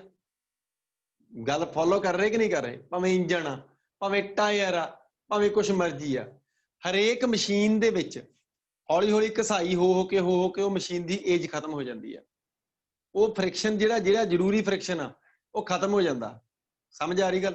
ਮਤਲਬ ਕਿ ਫ੍ਰਿਕਸ਼ਨ ਖਤਮ, ਕਈ ਥਾਵਾਂ ਤੇ ਫ੍ਰਿਕਸ਼ਨ ਦੀ ਲੋੜ ਆ, ਉੱਥੇ ਤੇ ਜ਼ਰੂਰੀ ਆ ਫ੍ਰਿਕਸ਼ਨ। ਕਈ ਥਾਵਾਂ ਤੇ ਸਾਨੂੰ ਫ੍ਰਿਕਸ਼ਨ ਦੀ ਲੋੜ ਹੈ ਨਹੀਂ, ਉੱਥੇ ਸਾਨੂੰ ਧੱਕੇ ਨਾਲ ਫ੍ਰਿਕਸ਼ਨ ਮਿਲੀ ਜਾਂਦਾ। ਐਗਜ਼ਾਮਪਲ ਦੇ ਤੌਰ ਤੇ ਬਾਈਕ ਚਲਾਉਂਦੇ ਆਪਾਂ। ਹੁਣ ਬਾਈਕ ਇੱਕ ਤਾਂ ਹੁੰਦੀ ਸਕੂਟਰ, ਐਕਟਿਵਾ ਦਾ ਇੰਜਨ ਬੈਕ ਸਾਈਡ ਤੇ ਹੁੰਦਾ। ਜਿਹੜਾ ਮੋਟਰਸਾਈਕਲ ਆ, ਠੀਕ ਆ, ਮੋਟਰਸਾਈਕਲ ਦਾ ਇੰਜਨ ਵਿਚਾਲੇ ਹੁੰਦਾ। ਓਕੇ, ਜਿੱਥੇ ਕ ਆਪਾਂ ਲੱਤਾਂ ਰੱਖੀਆਂ ਹੁੰਦੀਆਂ ਉੱਥੇ ਹੁੰਦਾ। ਤੁਸੀਂ 5 7 10 ਕਿਲੋਮੀਟਰ ਚਲਾਉਣ ਤੋਂ ਬਾਅਦ ਉਸ ਇੰਜਨ ਨੂੰ ਹੱਥ ਲਾ ਕੇ ਦੇਖਿਓ ਵੀ ਤੁਹਾਨੂੰ ਕੀ ਫੀਲਿੰਗ ਆਉਂਦੀ ਹੈ। ਦੱਸਿਓ, ਦੱਸੋ ਬਈ ਕੀ ਫੀਲਿੰਗ ਆਉਂਦੀ ਆ?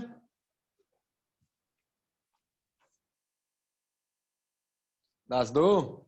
ਸਰ ਗਰਮ ਹੋ ਹੀਟ ਹੋ ਜਾਂਦਾ, ਜਾਂਦਾ, ਬਹੁਤ ਗਰਮ ਹੋ ਜਾਂਦਾ, ਬਹੁਤ ਹੀਟ ਪ੍ਰੋਡਿਊਸ ਹੁੰਦੀ। ਕਈ ਵਾਰ ਤਾਂ ਲੱਤ ਲੁੱਤ ਲੱਗ ਜਾਵੇ ਨਾ, ਸਾਇਲੈਂਸਰ ਜਿਹੜਾ ਜੀ ਚੋਂ ਧੂਆਂ ਨਿਕਲਦਾ, ਮੰਨ ਲਓ ਆਪਾਂ 10 12 15 20 ਕਿਲੋਮੀਟਰ ਟਰੈਵਲ ਕਰਨ ਤੋਂ ਬਾਅਦ ਕਿਤੇ ਘਰੇ ਆ ਕੇ ਰੁਕੇ, ਔਰ ਕਿਸੇ ਬੱਚੇ ਨੇ, ਨਾਰਮਲੀ ਇਹ ਗੱਲਾਂ ਹੋ ਜਾਂਦੀਆਂ ਘਰਾਂ ਦੇ ਵਿੱਚ, ਬੱਚੇ ਨੇ ਜਾ ਕੇ ਸਾਇਲੈਂਸਰ ਜਿਹੜਾ ਜੀ ਚੋਂ ਉਹ ਧੂਆਂ ਜਿਹਾ ਨਿਕਲਦਾ ਬਾਹਰ ਨੂੰ, ਸਾਇਲੈਂਸਰ ਬੋਲਦੇ ਉਹਨੂੰ ਨਾ, ਉਹਨੇ ਕੀ ਕਰਿਆ, ਉਹਨੂੰ ਹੱਥ ਲਾ ਲਿਆ ਤਾਂ ਕਈ ਵਾਰ ਹੱਥ ਤੇ ਅੱਗ ਵੀ ਲੱਗ, ਮਤਲਬ ਕਹਿਣ ਦਾ ਹੱਥ ਬਲ ਜਾਂਦਾ ਹੈਗਾ, ਡੈਮੇਜ ਹੋ ਜਾਂਦਾ ਹੈਗਾ, ਬੱਚੇ ਨੂੰ ਉੱਥੇ ਲੈ ਕੇ ਜਾਣਾ ਪੈਂਦਾ ਹੈਗਾ, ਉਹਦੇ ਪੱਟੀ ਪੁੱਟੀ ਕਰਾਉਣੀ ਪੈਂਦੀ ਆ, ਜ਼ਖਮ ਹੋ ਜਾਂਦਾ ਉਹਦੇ, ਇੰਨਾ ਜ਼ਿਆਦਾ ਹੋ ਜਾਂਦਾ, ਹੀਟ ਇੰਨੀ ਪ੍ਰੋਡਿਊਸ ਹੁੰਦੀ। ਮੈਨੂੰ ਗੱਲ ਦੱਸੋ, ਉਹ ਜਿਹੜੀ ਹੀਟ ਆ ਉਹ ਆਈ ਕਿੱਥੋਂ?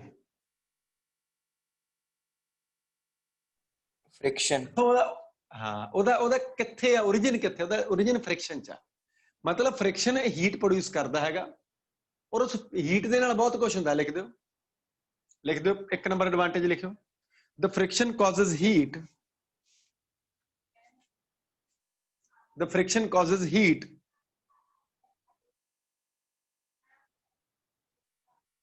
which friction causes heat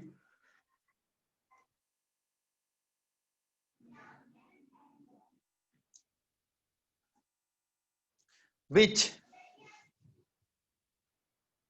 further causes the loss of energy, which further causes the loss of energy, energy का लॉस कर दिया, डिसिपेशन ऑफ एनर्जी लिख दो, which further causes the dissipation of energy and fuel, fuel नाल लिखो। देखो भाई fuel यानी कि असी मशीन आ जे इलैक्ट्रिसिटी यूज कर रहे हैं तो इलैक्ट्रिसिटी ज्यादा खाण लग जाती मशीन। मोटर माड़ी होवे तो तुहानू पता ना मोटर पुरानी ज्यादा होगी, ठीक है, आवाज बड़ी कर रही, गर्र दी आवाज कर रही, ਇਹਦਾ मतलब ਉਹਦੇ ਵਿੱਚ ਕਿਤੇ ਨਾ ਕਿਤੇ ਗਰੀਸ ਘੱਟ ਲੱਗਿਆ ਹੋਇਆ ਜਾਂ ਕੋਈ ਹੋਰ ਦਿੱਕਤ ਆ ਤਾਂ ਉਹ ਮੋਟਰ ਜ਼ਿਆਦਾ ਬਿਜਲੀ ਖਾਊਗੀ। ਸਿੰਪਲ ਨਵੀਂ ਮੋਟਰ ਲਿਆ ਕੇ ਲਾਵਾਂਗੇ ਸੌਫਟ ਚੱਲੂਗੀ ਬੜੀ ਆਸਾਨੀ ਨਾਲ, ਉਹ ਬਿਜਲੀ ਵੀ ਘੱਟ ਖਾਊਗੀ, ਇਲੈਕਟ੍ਰਿਸਿਟੀ ਵੀ ਘੱਟ ਕੰਜ਼ਿਊਮ ਕਰੂਗੀ। ਤਾਂ ਫਿਊਲ ਕੋਈ ਵੀ ਹੋ ਸਕਦਾ, ਉਹ ਫਿਊਲ ਇਲੈਕਟ੍ਰਿਕ ਫਿਊਲ ਹੋ ਸਕਦਾ, ਇਲੈਕਟ੍ਰਿਕ ਵੀ ਫਿਊਲ ਹੀ ਹੈ, ਇਲੈਕਟ੍ਰਿਸਿਟੀ, ਠੀਕ ਹੈ, એનર્ਜੀ ਆ ਬਈ, ਸਮਝ ਆ ਰਹੀ ਗੱਲ। ਉਹ ਪੈਟਰੋਲ ਹੋ ਸਕਦਾ, ਉਹ ਡੀਜ਼ਲ ਹੋ ਸਕਦਾ, ਉਹ ਮਿੱਟੀ ਦਾ ਤੇਲ ਹੋ ਸਕਦਾ, ਕੋਈ ਵੀ ਆਇਲ ਹੋ ਸਕਦਾ, ਕੁਝ ਵੀ ਹੋ ਸਕਦਾ, ਉਹ ਫਿਊਲ ਆ। ਓਕੇ, ਤਾਂ ਫਿਊਲ ਦੀ ਜਿਹੜੀ ਕੰਜ਼ੰਪਸ਼ਨ ਵੱਧ ਜਾਂਦੀ ਆ, dissipation of energy as well as consumption of fuel, consumption of fuel भी कह सकते हैं। फ्यूल की कंजप्शन ਵਧਾਉਣ ਦਾ ਇਹ ਪਹਿਲੀ ਡਿਸਐਡਵਾਂਟੇਜ ਹੋਗੀ, ਠੀਕ ਹੈ। ਇੱਥੇ ਕੰਜ਼ੰਪਸ਼ਨ ਆਫ ਫਿਊਲ ਲਿਖ ਲਿਓ, ਬੜੀ ਗੱਲ ਆ। ਕੰਟੀਨਿਊ ਕਰਾਂਗੇ। ਜਿਹੜਾ ਫ੍ਰਿਕਸ਼ਨ ਆ ਉਹਦੇ ਨਾਲ ਕੀ ਹੁੰਦਾ, ਮਸ਼ੀਨਾਂ ਦੇ ਵਿੱਚ ਵੀਅਰ ਐਂਡ ਟੀਅਰ ਆਉਂਦਾ। ਮਤਲਬ ਕਹਿਣ ਦਾ ਵੀ ਜਦੋਂ ਵੀ ਕੋਈ ਮਸ਼ੀਨ ਟੁੱਟਦੀ ਆ ਤਾਂ ਕੋਈ ਨਾ ਕੋਈ ਉਹਦੇ ਚ ਗਰਾਰੀ ਕੋਈ ਟੇਢੀ ਹੋ ਗਈ, ਉਹ ਦੂਜੀ ਗਰਾਰੀ ਚੜ ਗਈ, ਉਹ ਗਰਾਰੀ ਨੇ ਕੀ ਕੀਤਾ, ਇੱਕ ਦੂਜੇ ਨੂੰ ਮਿਕਸ ਅਪ ਕਰਕੇ ਸਾਰਾ ਕਾਲਾ ਮਾਲਾ ਕਰਤਾ, ਠੀਕ ਆ। ਤੇ ਸਾਡੀ ਜਿਹੜੀ ਮਸ਼ੀਨ ਹੈਗੀ ਆ ਉਹ ਵੀ ਉਹਨੂੰ ਬੋਲਦੇ English wear and tear, Punjabi ਚ ਬੋਲਦੇ ਟੁੱਟ ਭੱਜ ਹੋ ਜਾਂਦੀ ਹੈ ਜੀ, ਠੀਕ ਆ। ਗੱਲਾਂ ਤੇ ਇੱਕੋ ਜਿਹੀਆਂ ਲਗਭਗ, ਲਿਖ ਦਿਓ ਇਹ ਗੱਲ। Friction causes wear and tear, friction causes, ਲਿਖ ਦਿਓ ਇਹ ਗੱਲ, wear and tear in the machines. Machines ਦੇ ਵਿੱਚ ਜੇ ਟੁੱਟ ਭੱਜ ਹੁੰਦੀ ਹੈ ਤਾਂ ਕਿਹਦੇ ਕਰਕੇ ਹੁੰਦੀ ਆ, ਫ੍ਰਿਕਸ਼ਨ ਦੇ ਕਰਕੇ ਹੁੰਦੀ ਆ।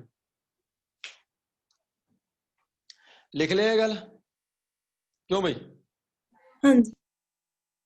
अच्छा, कई बार की हुंदा भी फ्रिक्शन इन्ना खतरनाक हो जाता, फ्रिक्शन इन्ना खतरनाक हो जाता भी मशीनरी नूं अग लग सकती है, फ्रिक्शन इन्ना ज्यादा हो सकता मशीन नूं अग लग जाती है।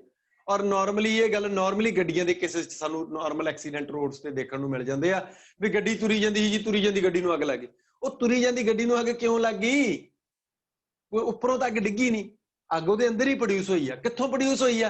ਫ੍ਰਿਕਸ਼ਨ ਤੋਂ। ਬੰਦੇ ਨੇ ਧਿਆਨ ਨਹੀਂ ਕੀਤਾ, ਉਹਦੇ ਰੇਡੀਏਟਰ ਦੇ ਵਿੱਚ ਪਾਣੀ ਵਗੈਰਾ ਪਾਉਣਾ ਸੀ, ਪ੍ਰੋਪਰ ਕੂਲੈਂਟ ਪਾਉਣਾ ਸੀ, ਕੋਈ ਇੰਜਨ ਕੂਲੈਂਟ, ਜਿਹਦੇ ਨਾਲ ਉਹ ਜਿਹੜਾ ਹੈਗਾ ਉਹਦੀ ਹੀਟ ਨਾ ਜ਼ਿਆਦਾ ਪ੍ਰੋਡਿਊਸ ਹੁੰਦੀ।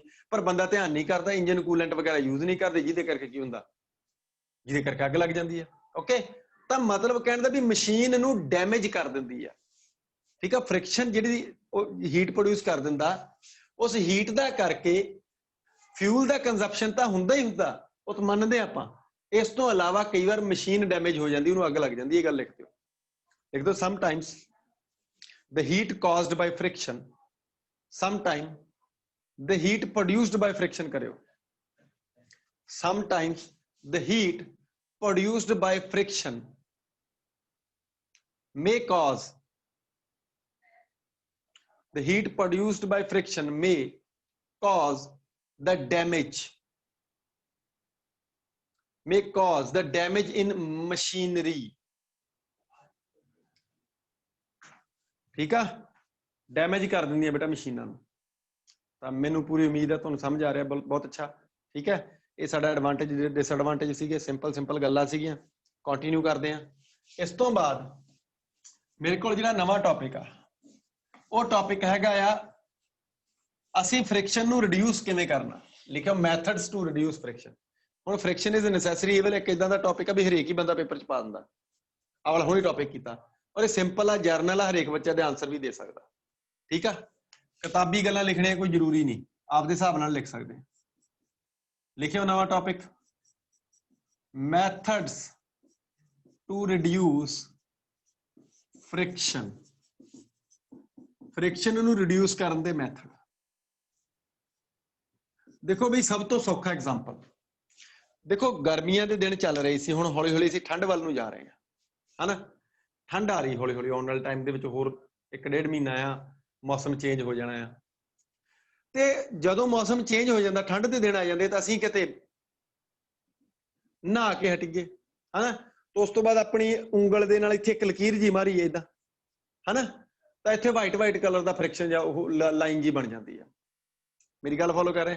ਕਿਉਂਕਿ ਸਾਡੀ ਬਾਡੀ ਦਾ ਠੀਕ ਆ ਫ੍ਰਿਕਸ਼ਨ ਬਹੁਤ ਆ, ਅਸੀਂ ਹੱਥ ਵੀ ਇਦਾਂ ਫੇਰੀਏ ਨਾ ਤਾਂ ਵੀ ਕਈ ਵਾਰ ਲਾਈਨ ਬਣ ਜਾਂਦੀ ਹੈ। ਰੀਜ਼ਨ ਕੀ ਆ? ਸੁੱਕੀ ਪਈ ਬਾਡੀ, ਠੀਕ ਆ। ਘਰ ਦੇ ਫਿਰ ਕੀ ਕਹਿੰਦੇ ਤੁਹਾਨੂੰ? ਇਹ ਤੇ ਲਾਲਾ ਤੇਲ ਮਾਲਾ ਮੁੱਠਾ, ਹਨਾ, ਕਹਿੰਦੇ ਕਿ ਨਹੀਂ ਕਹਿੰਦੇ? ਕਿਉਂ ਬਈ? ਮੇਰੀ ਗੱਲ ਸਮਝ ਆ ਰਹੀ ਕਿ ਨਹੀਂ ਆ ਰਹੀ? ਬਾਡੀ ਤੇ ਤੇਲ ਲਾਓ, ਇਹਦਾ ਮਤਲਬ ਕੀ? ਇਹਦਾ ਮਤਲਬ ਆ ਬਾਡੀ ਦੀ ਲੁਬਰੀਕੇਸ਼ਨ ਕਰੋ। ਇਹਨੂੰ ਕੀ ਬੋਲਦੇ ਆ? ਲੁਬਰੀਕੇਸ਼ਨ। ਹੁਣ ਜੇ ਬਾਡੀ ਦਾ ਲੁਬਰੀਕੇਸ਼ਨ ਤੋਂ ਬਿਨਾਂ ਬਾਡੀ ਖਰਾਬ ਹੋ ਸਕਦੀ ਆ, ਠੀਕ ਆ, ਤੇਲ ਲਾਓ। ਉਹ ਮਾਲਿਸ਼ ਨਹੀਂ ਕਰਦੇ ਹੁੰਦੇ, ਭਲਵਾਨ ਮਾਲਿਸ਼ ਕਰਦੇ ਹੁੰਦੇ ਬੜੀ ਵਧੀਆ ਤਰੀਕੇ ਦੇ ਨਾਲ। ਉਹ ਕੀ ਹੁੰਦਾ? ਲੁਬਰੀਕੇਸ਼ਨ ਹੁੰਦਾ। ਬਾਡੀ ਦੇ ਜਿਹੜੇ ਹੈਗੇ ਆ ਪਾਰਟਸ ਹੈਗੇ, ਉਹਨਾਂ ਨੂੰ ਆਪਾਂ ਲੁਬਰੀਕੇਟ ਕਰ ਰਹੇ ਆ। ਲੁਬਰੀਕੇਟ ਕਰ ਰਹੇ ਮਤਲਬ ਕਿ ਸਾਡੀ ਬਾਡੀ, ਸਾਡੀ ਸਿਹਤ ਚੰਗੀ ਰਹੂਗੀ, ਸਿੱਧੀ ਜੀ ਗੱਲ ਆ।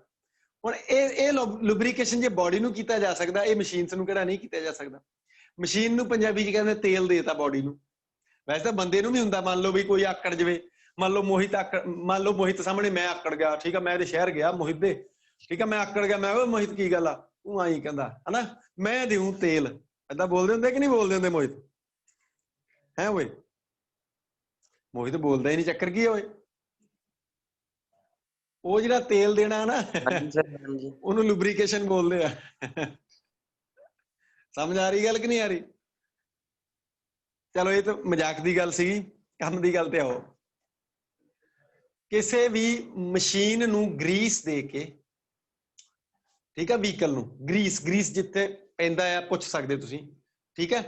ਵਹੀਕਲ ਜਿਹੜਾ ਆ, ਵਹੀਕਲ ਨੂੰ ਗਰੀਸ ਯੂਜ਼ ਕਰਕੇ ਉਹਦਾ ਲੁਬਰੀਕੇਸ਼ਨ ਕੀਤਾ ਜਾ ਸਕਦਾ। ਸਰੋਂ ਦਾ ਤੇਲ ਯੂਜ਼ ਕਰਕੇ ਉਹਦਾ ਲੁਬਰੀਕੇਸ਼ਨ ਕੀਤਾ ਜਾ ਸਕਦਾ। ਮੋਬਿਲ ਆਇਲ ਦਾ ਯੂਜ਼ ਕਰਕੇ ਉਹਦਾ ਲੁਬਰੀਕੇਸ਼ਨ ਕੀਤਾ ਜਾ ਸਕਦਾ।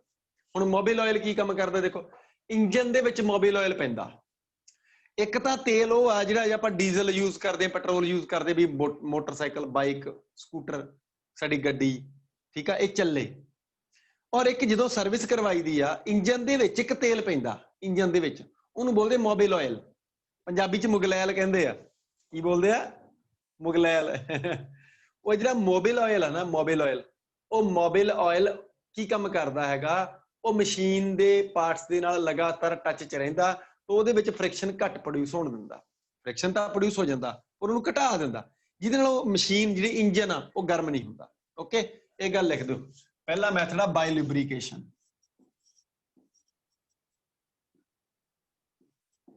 ਬਾਈ ਲੁਬਰੀਕੇਸ਼ਨ ਪਹਿਲਾ ਮੈਥਡ ਆ, ਬਾਈ ਲੁਬਰੀਕੇਸ਼ਨ। ਕੀ ਮੈਥਡ ਆ ਬੇਟਾ? ਬਾਈ ਲੁਬਰੀਕੇਸ਼ਨ। ਸਮਝ ਆ ਰਹੀ ਗੱਲ ਕਿ ਨਹੀਂ ਆ ਰਹੀ? ਇਹ ਪਹਿਲਾ ਮੈਥਡ ਆ। ਇਹਦੇ ਵਿੱਚ ਤੁਹਾਡਾ ਜੋ ਮਨ ਮੰਨੇ ਤੁਸੀਂ ਲਿਖ ਸਕਦੇ ਆ, ਠੀਕ ਆ, ਲਿਖ ਦਿਓ। ਚਲੋ ਲਿਖ ਦਿਓ, ਇੱਕ ਤਾਂ ਲਿਖਵਾ ਦੇਣਾ ਮੈਂ। ਲਿਖ ਦਿਓ, the lubricants like mobile oil, grease, etc. Lubricants like mobile oil, grease, etc. are used to reduce the friction, in different engines, and different other different machinery. In engines and other machines. Engines ਦੇ ਵਿੱਚ Mobil oil ਪੈਂਦਾ, ਹੋਰ ਮਸ਼ੀਨਾਂ 'ਚ ਕਿਸੇ 'ਚ grease ਵੀ ਲੱਗਦਾ। Grease normally ਆਪਣੇ ਸਾਈਕਲ ਦੇ ਚੱਕਿਆਂ ਨੂੰ ਲੱਗਦਾ, ਠੀਕ ਆ, ਸਾਈਕਲ ਚਲਾਉਂਦੇ ਹੋਈਏ। ਗਰੀਸ ਗੱਡੀ ਦੇ ਚੱਕਿਆਂ ਨੂੰ ਲੱਗਦਾ। ਚੱਕੇ ਜਿਹੜੇ ਹੁੰਦੇ ਆ, ਜਿਹੜੇ ਵੀਲਸ ਆ, ਵੀਲਸ ਦੇ ਸੈਂਟਰ ਦੇ ਵਿੱਚ ਇੱਕ ਬੈਰਿੰਗ ਹੁੰਦਾ, ਬੈਰਿੰਗ ਨੂੰ ਗਰੀਸ ਲੱਗਦਾ, ਠੀਕ ਆ। ਤਾਂ ਗੱਲ ਅਗਲੀ ਆ ਗਈ, ਪਹਿਲਾ ਬਾਈ ਲੁਬਰੀਕੇਸ਼ਨ। ਦੂਜਾ ਲਿਖਿਓ ਬਾਈ ਪੋਲਿਸ਼ਿੰਗ। ਬਾਈ ਪੋਲਿਸ਼ਿੰਗ, ਕਿਸੇ ਸਰਫੇਸ ਨੂੰ ਪੋਲਿਸ਼ ਕਰ ਦੋ, ਉਹਦੇ 'ਚ ਫ੍ਰਿਕਸ਼ਨ ਘਟ ਜਾਊਗਾ, ਠੀਕ ਹੈ। ਫ੍ਰਿਕਸ਼ਨ ਜਿਹੜਾ ਹੈਗਾ ਉਹ ਰਿਡਿਊਸ ਹੋ ਜਾਂਦਾ ਪੋਲਿਸ਼ ਕਰਿਆ। ਦੇਖੋ, ਇੱਕ ਨਾਰਮਲ ਗੱਲ ਆ, ਦੀਵਾਰਾਂ ਹੈ ਆਪਣੇ ਘਰ ਦੀਆਂ, ਜੇ ਇਕੱਲਾ ਸੀਮੈਂਟ ਕੀਤਾ ਹੋਵੇ ਤਾਂ ਸੀਮੈਂਟ ਦੇ ਉੱਤੇ ਹੱਥ ਫੇਰੀਏ ਤਾਂ ਉਹ ਖੁਰਦਰਾ ਜਿਹਾ ਲੱਗਦਾ। ਫਿਰ ਆਪਾਂ ਕੀ ਕਹਿੰਦੇ, ਆਪਾਂ ਰੰਗ ਵਾਲੇ ਨੂੰ ਕਹਿੰਦੇ ਵੀ ਬਾਈ ਜੀ ਐਂ ਕਰਿਓ ਜੀ, ਆਪਣੇ ਘਰ 'ਚ ਰੰਗ ਕਰਨਾ। ਰੰਗ ਵਾਲਾ ਕਹਿੰਦਾ ਜੀ ਰੰਗ ਤਾਂ ਕਰ ਦਾਂਗੇ, ਐਂ ਕਰੋ ਵਾਲ ਪੁੱਟੀ ਲਿਆਓ, ਉਹਦੇ ਨਾਲ ਬਹੁਤ ਵਧੀਆ ਬਣ ਜਾਂਦੀਆਂ ਕੰਧਾਂ। ਅਸੀਂ ਕਹਿੰਦੇ ਵੀ ਫਾਇਦਾ ਕੀ ਆ? ਮੈਂ ਲਿਆ ਕੇ ਦੇਤੀ ਵੀ ਉਹਨੂੰ, ਉਹਨੇ ਉਹ ਵਾਲ ਪੁੱਟੀ ਦੀਵਾਰ ਤੇ ਲਾਈ, ਉਹ ਬਹੁਤ ਪਤਲੀ ਜੀ ਹੁੰਦੀ, ਮਹੀਨ ਹੁੰਦੀ ਆ, ਠੀਕ ਆ, ਔਰ ਉਹਦੇ ਉੱਪਰ ਰੰਗ ਕੀਤਾ। ਹੁਣ ਜਦੋਂ ਮੈਂ ਹੱਥ ਫੇਰਦਾ ਉਹਦੇ ਤੇ ਤਾਂ ਬੜਾ ਸੌਫਟ ਬਣਿਆ ਪਿਆ, ਦੀਵਾਰ ਉਹੀ ਆ, ਉਹ ਬੜੀ ਸੌਫਟ ਲੱਗਦੀ ਆ। ਰੀਜ਼ਨ ਕੀ ਆ? ਰੀਜ਼ਨ ਬੜਾ ਸਿੰਪਲ ਆ, ਉਹ ਤੇ ਪਾਲਿਸ਼ ਹੋ ਗਈ ਪਈ ਆ। ਉਹਦੇ ਤੇ ਕੀ ਹੋ ਗਿਆ? ਪਾਲਿਸ਼ ਹੋ ਗਈ, ਤੇ ਪਾਲਿਸ਼ ਦੇ ਨਾਲ ਫ੍ਰਿਕਸ਼ਨ ਰਿਡਿਊਸ ਹੋ ਗਿਆ। ਤਾਂ ਬਾਈ polishing the surfaces friction can be reduced। ਲਿਖ ਦਿਓ, the friction can also be reduced, ਹੈ ਤਾਂ ਗੱਲਾਂ ਹੀ ਆ ਸਾਰੀਆਂ, by polishing of the surface। ਸਰਫੇਸਿਸ the polishing ਦੇ ਨਾਲ ਫ੍ਰਿਕਸ਼ਨ ਘਟਾਇਆ ਜਾ ਸਕਦਾ। ਸਰਫੇਸਿਸ ਨੂੰ ਪੋਲਿਸ਼ ਕਰਕੇ ਫ੍ਰਿਕਸ਼ਨ ਨੂੰ ਰਿਡਿਊਸ ਕੀਤਾ ਜਾ ਸਕਦਾ। ਸਮਝ ਆ ਰਹੀ ਆ? ਸਮਝ ਆ ਰਹੀ ਕਿ ਨਹੀਂ ਆ ਰਹੀ? ਹਾਂਜੀ ਹੁਣ ਸਰ। ਇਹਦੇ ਵਿੱਚ ਇੱਕ ਕੁਐਸਚਨ ਲਿਖੋ, ਇੱਕ ਕੁਐਸਚਨ ਲਿਖੋ, ਇਹਦੇ ਵਿੱਚ ਜ਼ਰੂਰੀ ਕੁਐਸਚਨ ਆਓ। ਲਿਖਿਓ over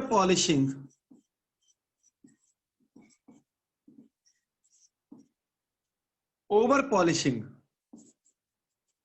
increases the friction। Over polishing increases the friction। Why? Yeah, how? Explain how। Explain ਕਰੋ ਇਹਨੂੰ ਕਿਵੇਂ। ਮੈਂ ਪਹਿਲਾਂ ਤਾਂ ਬੋਲਿਆ ਵੀ ਪੋਲਿਸ਼ਿੰਗ ਨਾਲ ਫ੍ਰਿਕਸ਼ਨ ਘਟਦਾ, ਓਵਰ ਪੋਲਿਸ਼ਿੰਗ ਨਾਲ ਫ੍ਰਿਕਸ਼ਨ ਵੱਧਦਾ। ਇਸ ਗੱਲ ਦਾ ਖਾਸ ਖਿਆਲ ਰੱਖਿਓ। ਓਵਰ ਪੋਲਿਸ਼ਿੰਗ ਨਾਲ ਫ੍ਰਿਕਸ਼ਨ ਜਿਹੜਾ ਹੈਗਾ ਉਹ ਵੱਧ ਜਾਂਦਾ, ਘਟਦਾ ਨਹੀਂ। ਇਹ ਗੱਲ ਜਮਾਂ ਸਹੀ ਹੈ। ਦੇਖੋ ਆ ਬੋਰਡ ਆ, ਤੁਹਾਨੂੰ ਦਿਖ ਰਿਹਾ, ਵਾਈਟ ਬੋਰਡ ਹੈ, ਠੀਕ ਹੈ। ਤੁਸੀਂ ਨਾਰਮਲੀ ਆਪਣੇ ਘਰ ਦੇ ਵਿੱਚ ਟੇਬਲ ਦੇ ਉੱਤੇ ਸਨਮਾਈਕਾ ਲੱਗਿਆ ਹੁੰਦਾ ਕਿ ਨਹੀਂ ਲੱਗਿਆ ਹੁੰਦਾ? ਤੁਸੀਂ ਉਹਦੇ ਤੇ ਹੱਥ ਰੱਖ ਕੇ ਧੱਕਾ ਮਾਰ ਕੇ ਦੇਖਿਓ, ਠੀਕ ਆ। ਮੈਂ ਪੂਰਾ ਜ਼ੋਰ ਲਾ ਰਿਹਾ। ਸਮਝ ਆ ਰਹੀ ਗੱਲ ਕਿ ਨਹੀਂ ਆ ਰਹੀ? ਫ੍ਰਿਕਸ਼ਨ ਵਧਿਆ ਪਿਆ ਇੱਥੇ, ਕਿਉਂਕਿ ਇੱਥੇ ਓਵਰ ਪੋਲਿਸ਼ਿੰਗ ਆ। ਇਹ ਬਾਹਲੀ ਜ਼ਿਆਦਾ ਪੋਲਿਸ਼ ਆ, ਬਹੁਤ ਸਰਫੇਸ ਜਿਹੜਾ ਹੈਗਾ ਉਹ ਬਾਹਲਾ ਜ਼ਿਆਦਾ ਹਾਈ ਪੋਲਿਸ਼ ਹੋਇਆ ਪਿਆ, ਐਂ ਕਹਿ ਲਓ। ਜਦੋਂ ਕਿ ਨਾਰਮਲੀ ਆਪਾਂ ਦੀਵਾਰਾਂ ਤੇ ਜਿਹੜਾ ਰੰਗ ਰੋਗਨ ਕਰਦੇ ਆ, ਉਸ ਰੰਗ ਰੋਗਨ ਦੇ ਨਾਲ ਕੱਲੀ ਪੋਲਿਸ਼ ਹੀ ਹੁੰਦੀ ਆ, ਓਵਰ ਪੋਲਿਸ਼ਿੰਗ ਨਹੀਂ ਹੁੰਦੀ, ਠੀਕ ਹੈ ਬੇਟਾ। ਇੱਥੇ ਓਵਰ ਪੋਲਿਸ਼ਿੰਗ ਆ, ਤੇ ਓਵਰ ਪੋਲਿਸ਼ਿੰਗ ਫ੍ਰਿਕਸ਼ਨ ਨੂੰ ਹਮੇਸ਼ਾ ਵਧਾਉਂਦੀ ਆ। ਇਹਦਾ ਐਗਜ਼ਾਮਪਲ ਬੜੇ ਅੱਛੇ ਆ। ਦੇਖੋ ਤੁਸੀਂ ਇੱਕ ਕੰਮ ਕਰਿਓ, ਆ ਮੇਰੇ ਕੋਲ ਇੱਕ ਸਰਫੇਸ ਆ, ਇਹ ਬਹੁਤ ਐ ਕਹ ਲਓ ਵੀ ਆ ਦੇਖੋ ਪੋਲੀਥੀਨ ਟਾਈਪ ਆ ਕੁਛ, ਠੀਕ ਆ। ਕਵਰ ਕੀਤਾ ਹੈ ਮੈਂ, NCERT ਬੁੱਕ ਹੀ ਆ ਤੁਹਾਡੀ। ਇਹਦੇ ਉੱਪਰ ਮੈਂ ਇਹਦੇ ਨਾਲ ਦੀ ਕੋਈ ਬੁੱਕ ਰੱਖਦਾ, ਔਰ ਤੁਸੀਂ ਨਾ ਇੱਕ ਸੌਖਾ ਜਿਹਾ ਐਗਜ਼ਾਮਪਲ, ਕੋਈ ਬਾਹਲਾ ਕੰਮ ਨਹੀਂ ਕਰਨਾ। ਤੁਸੀਂ ਇਹਦੇ ਉੱਪਰ ਇਹਨੂੰ ਟੇਢਾ ਕਰੀ ਚਲੋ, ਔਰ ਮੋਸ਼ਨ ਦੇਖੋ ਵੀ ਕਿੰਨੇ ਹਾਈਟ ਟਿਲਟ ਕਰਨ ਤੇ ਆਉਂਦੀ ਆ। ਬੜੇ ਸੌਖੇ ਐਗਜ਼ਾਮਪਲ ਆ ਬੇਟਾ, ਠੀਕ ਆ। ਇਹ ਓਵਰ ਪੋਲਿਸ਼ਿੰਗ ਆ। ਇੱਕ ਨਾਰਮਲ ਸਰਫੇਸ ਆ, ਓਵਰ ਪੋਲਿਸ਼ਡ ਸਰਫੇਸ ਨੂੰ ਜਦੋਂ ਟੇਢਾ ਕਰੋਗੇ ਤਾਂ ਕਾਫੀ ਟੇਢਾ ਕਰਨ ਤੋਂ ਬਾਅਦ ਬੋਡੀ ਥੱਲੇ ਨੂੰ ਮੂਵ ਕਰੂਗੀ, ਪਹਿਲਾਂ ਨਹੀਂ ਮੂਵ ਕਰਦੀ, ਠੀਕ ਆ। ਜਦੋਂ ਕਿ ਫ੍ਰਿਕਸ਼ਨ ਲੈਸ ਸਰਫੇਸ ਆ, ਜਿਹੜਾ ਨਾਰਮਲ ਪੋਲਿਸ਼ ਕੀਤੀ ਜਿਹਦੇ ਤੇ, ਠੀਕ ਆ, ਉਹਦੇ ਤੇ ਬੋਡੀ ਜਿਹੜੀ ਹੈਗੀ ਉਹ ਬੜੀ ਜਲਦੀ। ਫॉर ਐਗਜ਼ਾਮਪਲ ਇੱਕ ਆ ਬੋਡੀ ਆ, ਇਹ ਬੋਡੀ ਰਫ ਆ, ਦੇਖੋ ਇਹਨਾਂ ਦੋਨਾਂ 'ਚ ਫਰਕ ਆ। ਇੱਕ ਆ ਸਰਫੇਸ ਆ, ਇਹ ਰਫ ਸਰਫੇਸ ਆ, ਠੀਕ ਆ। ਇੱਕ ਆ ਸਰਫੇਸ ਆ, ਇਹ ਸਰਫੇਸ ਥੋੜਾ ਜਿਹਾ ਸਿਲਕੀ ਜਿਹਾ ਆ, ਇਸ ਤੋਂ ਵੀ ਹੋਰ ਸੌਫਟ ਆ ਸਕਦਾ ਆ, ਕੋਈ ਵੱਡੀ ਗੱਲ ਨਹੀਂ। ਓਵਰ ਪੋਲਿਸ਼ਿੰਗ ਹੋਊਗੀ ਉਹਦੀ। ਇਸ ਤੇ ਬੋਡੀ ਮੁਸ਼ਕਲ ਨਾਲ ਮੂਵ ਕਰੂਗੀ, ਇਸ ਤੇ ਬੋਡੀ ਆਸਾਨੀ ਨਾਲ ਮੂਵ ਕਰੂਗੀ। ਇਸ ਗੱਲ ਦਾ ਖਾਸ ਖਿਆਲ ਰੱਖਿਓ। ਇੱਕ ਇਹਨਾਂ ਦਾ ਵਿਚਾਲੇ ਵਾਲਾ ਮੇਲ ਹੋਊਗਾ, ਉਹ ਸਿੰਪਲੀ ਪੋਲਿਸ਼ਡ ਹੋਊਗਾ, ਉਹ ਸਭ ਤੋਂ ਅੱਛਾ ਹੋਊਗਾ, ਉੱਥੇ ਫ੍ਰਿਕਸ਼ਨ ਸਭ ਤੋਂ ਘੱਟ ਹੋਊਗਾ। ਓਵਰ ਪੋਲਿਸ਼ਿੰਗ ਫ੍ਰਿਕਸ਼ਨ ਵਧਾਉਂਦੀ ਆ। ਕਿਉਂ ਵਧਾਉਂਦੀ ਹੈ? ਸਵਾਲ ਆ ਗਿਆ ਵਾਈ। ਤਾਂ ਜਵਾਬ ਸੁਣੋ। ਓਵਰ ਪੋਲਿਸ਼ਿੰਗ ਤਾਂ ਵੱਧਦੀ ਆ, ਓਵਰ ਪੋਲਿਸ਼ਿੰਗ ਨਾਲ ਫ੍ਰਿਕਸ਼ਨ ਤਾਂ ਵੱਧਦਾ। ਮੈਂ ਤੁਹਾਨੂੰ ਇੱਕ ਦਿਨ ਫ੍ਰਿਕਸ਼ਨ ਦਾ ਕਾਰਨ ਦੱਸਿਆ ਸੀ ਵੀ ਦੋ ਸਰਫੇਸਿਸ ਦੇ ਪੁਆਇੰਟਸ ਆਫ ਐਕਚੁਅਲ ਕੰਟੈਕਟ ਜਿਹੜੇ ਆ ਉਹ ਸਾਰੇ ਨਹੀਂ ਹੁੰਦੇ, ਪਰ ਜਿੰਨੇ ਜ਼ਿਆਦਾ ਹੋਏ ਫ੍ਰਿਕਸ਼ਨ ਉਨਾ ਹੀ ਜ਼ਿਆਦਾ ਹੋਊਗਾ। ਸਮਝ ਆ ਰਹੀ ਗੱਲ ਕਿ ਨਹੀਂ ਆ ਰਹੀ? ਤਾਂ ਜਦੋਂ ਦੋ ਸਰਫੇਸਿਸ ਨੇ ਇੱਕ ਦੂਜੇ ਨੂੰ ਕੰਟੈਕਟ ਕੀਤਾ ਔਰ ਉਹ ਓਵਰ ਪੋਲਿਸ਼ ਕੀਤੇ ਹੋਏ ਦੋਨਾਂ ਦੀ ਓਵਰ ਪੋਲਿਸ਼ਿੰਗ ਕੀ ਕੰਮ ਕਰਦੀ ਹੈ? ਉਹਨਾਂ ਦੇ ਵਿੱਚ ਪੁਆਇੰਟ ਆਫ ਐਕਚੁਅਲ ਕੰਟੈਕਟ ਦੀ ਗਿਣਤੀ ਇਨਕਰੀਜ਼ ਕਰ ਜਾਂਦੀ ਹੈ। ਜਿੰਨੇ ਪੁਆਇੰਟਸ ਆਫ ਐਕਚੁਅਲ ਕੰਟੈਕਟ ਜ਼ਿਆਦਾ ਹੋਣਗੇ, ਮੋਲੀਕੂਲਰ ਫੋਰਸ ਆਫ ਅਟਰੈਕਸ਼ਨ ਉਨਾ ਹੀ ਜ਼ਿਆਦਾ ਹੋਊਗਾ। ਜਿੰਨਾ ਮੋਲੀਕੂਲਰ ਫੋਰਸ ਆਫ ਅਟਰੈਕਸ਼ਨ ਜ਼ਿਆਦਾ ਹੋਊਗਾ, ਉਨੇ ਫ੍ਰਿਕਸ਼ਨ ਵੀ ਜ਼ਿਆਦਾ ਹੋਊਗਾ। ਲਿਖ ਦਿਓ ਇਹਦਾ ਆਨਸਰ, ਇਹਦਾ ਆਨਸਰ ਲਿਖਿਓ ਬਈ। ਓਵਰ ਪੋਲਿਸ਼ਿੰਗ ਇਨਕਰੀਜ਼ਸ ਦਾ ਫ੍ਰਿਕਸ਼ਨ। ਇਹਦਾ ਆਨਸਰ ਲਿਖਿਓ, ਲਿਖ ਦਿਓ over polishing increases the points of actual contact, increases the points of actual contact between two surfaces। ਦੋ ਸਰਫੇਸਿਸ ਦੇ ਵਿਚਕਾਰ ਜਿਹੜੇ ਪੁਆਇੰਟਸ ਆਫ ਐਕਚੁਅਲ ਕੰਟੈਕਟ ਆ ਉਹਨਾਂ ਦੀ ਗਿਣਤੀ ਨੂੰ ਇਹ ਵਧਾ ਦਿੰਦੀ ਆ। ਠੀਕ ਹੈ, over polishing increases the points of actual contact between two surfaces. ਦੋ ਸਰਫੇਸਿਸ ਦੇ ਵਿਚਕਾਰ ਪੁਆਇੰਟਸ ਆਫ ਐਕਚੁਅਲ ਕੰਟੈਕਟ ਜਿਹੜੇ ਹੈਗੇ ਆ ਉਹਨਾਂ ਨੂੰ ਇਹ ਇਨਕਰੀਜ਼ ਕਰ ਦਿੰਦੀ ਆ। ਔਰ ਪੁਆਇੰਟਸ ਆਫ ਐਕਚੁਅਲ ਕੰਟੈਕਟ ਵਧਣ ਤੇ ਮੋਲੀਕੂਲਰ ਫੋਰਸਸ ਆਫ ਅਟਰੈਕਸ਼ਨ ਵੱਧ ਜਾਂਦੇ ਆ। ਲਿਖ ਦਿਓ, ਹੈਂਸ the molecular forces